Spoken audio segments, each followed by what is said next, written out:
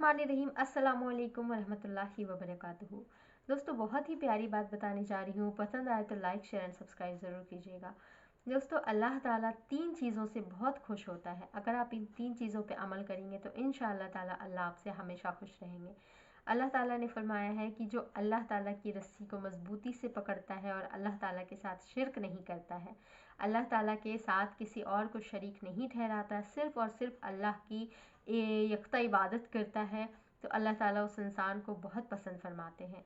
अल्लाह के नबी सल्लल्लाहु अलैहि वसल्लम दूसरी चीज़ बताई है सूरह आल इमरान में। अल्लाह ताला फरमाता है कि आपस में इत्तेहाद को कायम रखो, यानी एक दूसरे में इख्तलाफात पैदा मत करो। इतने ज़्यादा जो फ़िरके बट रहे हैं या फिर इत्तेहाद नहीं है, सब एक दूसरे के ख़िलाफ़ खड़े होते हैं, इस चीज़ को अल्लाह ताला ने नापसंद किया है। तो अल्लाह ताला फरमाता है कि इस चीज़ को आपस में इत्तेहाद पैदा करो।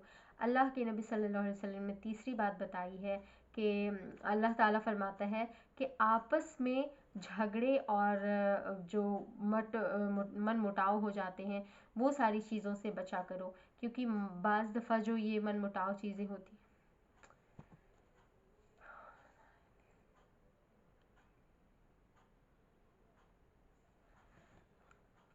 अल्लाह के नबी सल्लल्लाहु अलैहि वसल्लम ने तीसरी चीज़ फरमाई है कि आपस में मन मुटाव पैदा मत करो, आपस में फूट मत डालो, एक दूसरे के बीच में झगड़ा करवाने की कोशिश मत करो या आपस में झगड़ने की कोशिश मत करो।